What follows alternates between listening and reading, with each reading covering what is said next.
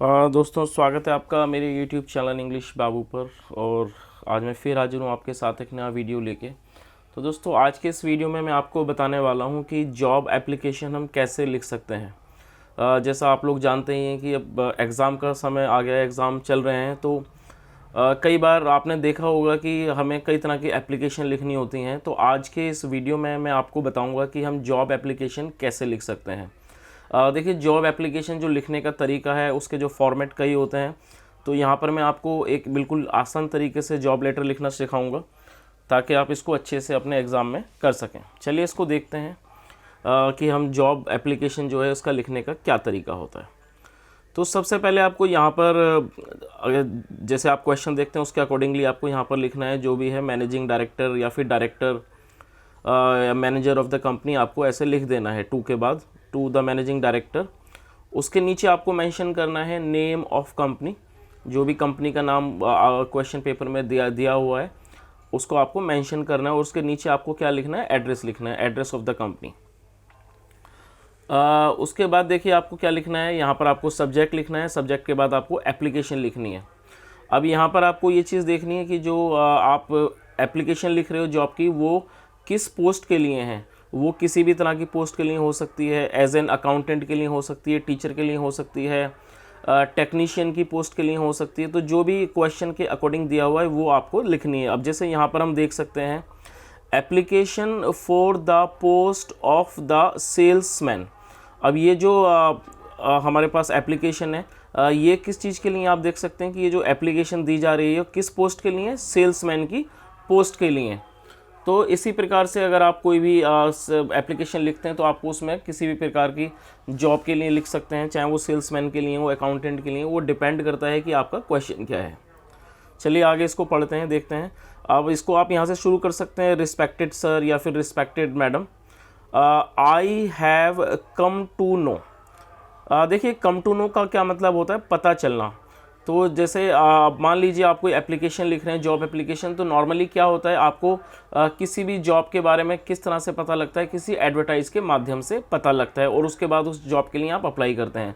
तो आपको उसी तरीके से यहाँ पर आपको अपनी एप्लीकेशन लिखनी होती है। जैसे यहाँ पर हम देख सकते हैं, I have come to know, इसका क्या मतलब हुआ कि मुझे पता चला है अबाउट अ वैकेंसी। देखिए, वैकेंसी का क्या मतलब होता है, ये चीज़ आपको समझनी होगी, क्योंकि जब आप समझेंगे तभी आप इसको अच्छे से कर सकते हैं। वैकेंसी का मतलब होता है कोई रिक्त स्थान, कोई खाली पद किसी भी कंपनी में, ऑर्गेनाइजेशन में। वो वैकेंसी का मतलब होता है कोई खाली जगह, रिक्त स्थान, जिसके लिए आप अपना क्या है, एप्लीकेशन भेज रहे हैं। तो क्या मतलब हुआ, I have come to know, मुझे पता चला है अबाउट ए वैकेंसी, एक रिक्त स्थान के बारे में, या फिर कह सकते हैं वैकेंसी के बारे में, ऑफ अ सेल्समैन, मतलब कि सेल्समैन की वैकेंसी के बारे में पता चला है, थ्रू एन एडवर्टीज़मेंट।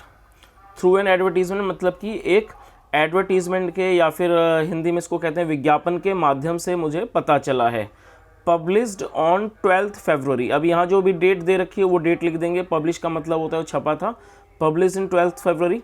आप चाहें तो उसमें न्यूज़पेपर का भी नाम मेंशन कर सकते हैं, कोई भी, कई सारे हमारे पास कई सारे न्यूज़पेपर हैं, आप उसको मेंशन कर सकते हैं कि आपने उसको कहाँ देखा। आगे देखिए, फिर I would like to inform you. अब इसके अंदर क्या है, आप बता रहे हैं। आई वुड लाइक टू का क्या मतलब होता है कि मैं बताना चाहूँगा, मैं सूचित करना चाहूँगा, या फिर मैं आपको सूचना देना चाहूँगा। इन्फॉर्म करने का मतलब होता है किसी को कोई सूचना देना। I would like to inform you that I have required qualification. देखिए, रिक्वायर्ड का क्या मतलब होता है कि जब हम किसी भी नौकरी के लिए अपनी एप्लीकेशन भेजते हैं तो हर पोस्ट के लिए एक रिक्वायर्ड स्किल्स की ज़रूरत होती है। तो आप यहाँ पर क्या शो कर रहे हो कि आई हैव रिक्वायर्ड क्वालिफिकेशन, मतलब कि जो ज़रूरी क्वालिफिकेशंस होनी चाहिए, पढ़ाई लिखाई होनी चाहिए, वो मेरे पास है। आई have required qualification and experience. Experience का मतलब होता है किसी भी प्रकार का अनुभव, किसी काम का अनुभव, किसी भी चीज़ का अनुभव, उसको क्या कहा जाता है, एक्सपीरियंस कहा जाता है। तो हम यहाँ पर क्या बता रहे हैं, I have required qualification and experience for this job. इसमें आप क्या बताना चाह रहे हैं कि जो रिक्वायर्ड मतलब कि ज़रूरी क्वालिफिकेशंस हैं और एक्सपीरियंस है वो इस जॉब के लिए वो मेरे पास है। आगे देखिए, आई वुड बी थैंकफुल। थैंकफुल का मतलब होता है किसी भी चीज़ के लिए शुक्रगुजार होना, थैंकफुल होना।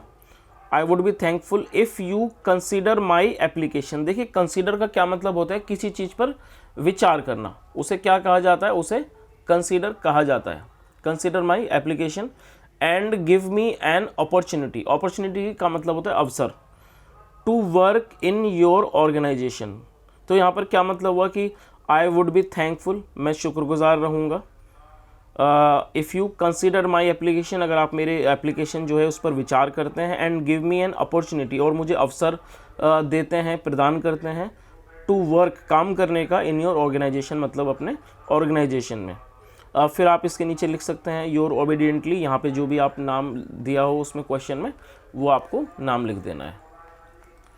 तो दोस्तों जैसा मैंने आपको बताया, जो हमारी एप्लीकेशन है वो कई प्रकार की हो सकती हैं। कई बार जो जॉब एप्लीकेशन होती हैं उसमें आपको बायोडाटा भी देना होता है, रिज्यूम, तो वो भी आप वहाँ पर लिख सकते हैं। लेकिन ये जो मैंने आपको अभी एप्लीकेशन का फॉर्मेट बताया, इसके अंदर बायोडाटा नहीं है। लेकिन अगर इस टाइप का क्वेश्चन आता है जिसके अंदर बायोडाटा की ज़रूरत है, तो आप वहाँ पर बायोडाटा भी दे सकते हैं। चलिए एक बार से इसको समराइज़ कर देते हैं अच्छे तरीके से, और फॉर्मेट को दोबारा से समझ लेते हैं कि आप इसको कैसे लिख सकते हैं। सबसे पहले आपको यहाँ पर जो भी दिया हुआ है वो लिखना है, मैनेजर या फिर मैनेजिंग डायरेक्टर या CEO, वो लिख देना है। उसके बाद आपको कंपनी का नाम, नेम ऑफ द कंपनी जो है वो मेंशन करना है। यहाँ पर हमने नहीं लिखा है, जो भी आपके क्वेश्चन में हो वो आपको लिख देना है। उसके बाद जो एड्रेस हो वो लिख देना है। फिर आपको यहाँ पर सब्जेक्ट लिखना है, और सब्जेक्ट क्या होगा, application for the post of, और जो भी आपका क्वेश्चन के अकॉर्डिंगली यहाँ पर पोस्ट है वो लिख सकते हैं आप। जैसे application for the post of the teacher, application for the post of an accountant, जो भी रिक्वायरमेंट हो आप उसको लिख सकते हैं। फिर यहाँ से आप उसको शुरू कर सकते हैं, रिस्पेक्टेड सर। तो ये एक फॉर्मेट है, आप इसको भी अप्लाई कर सकते हैं। I have come to know, कि मुझे पता चल, I have come to know about a vacancy of a salesman. अब जैसे यहाँ पर हमने देखा है वैकेंसी ऑफ ए सेल्समैन है, और अगर यहाँ पर कुछ और दिया हो, मान लीजिए जो नौकरी है वो अकाउंटेंट की पोस्ट के लिए, तो आप यहाँ पर क्या कर सकते हैं, about A vacancy of an accountant, तो वो रिक्वायरमेंट के हिसाब से आप लिख सकते हैं। थ्रू एन एडवर्टीजमेंट, उसके एडवर्टीजमेंट के माध्यम से, पब्लिश्ड ऑन 12 फरवरी, जो कि पब्लिश हुआ था। यहाँ पर आप न्यूज़पेपर का नाम लिख सकते हैं। फिर आप यहाँ पर लिख सकते हैं I would like to inform you, कि आप सूचित करना चाहते हैं, बताना चाहते हैं। आई वुड लाइक, मैं बताना चाहूँगा, that I have required qualification, कि मेरे पास जो ज़रूरी क्वालिफिकेशन होनी चाहिए वो हैं, एंड एक्सपीरियंस और अनुभव है फॉर दिस जॉब, इस काम के लिए।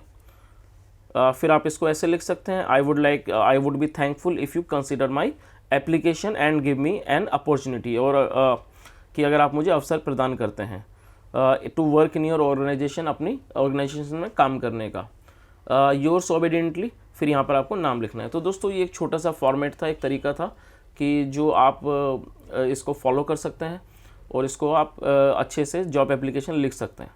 तो दोस्तों यहाँ तक सुनने के लिए थैंक यू सो मच। आप मुझे कमेंट करके ज़रूर बताएं ये आपको कैसा लगा, वीडियो कैसा लगा, मुझे ज़रूर बताएं। और मैं इस तरह के वीडियोस लाता रहूँगा। आने वाले टाइम में मैं इस तरह के आपको और भी एप्लीकेशन लिखना सिखाऊंगा। और दोस्तों अगर आपको वीडियो अच्छा लगा हो तो आप इसे लाइक करें, शेयर करें और चैनल को सब्सक्राइब करें। Thank you so much. Have a nice day and bye.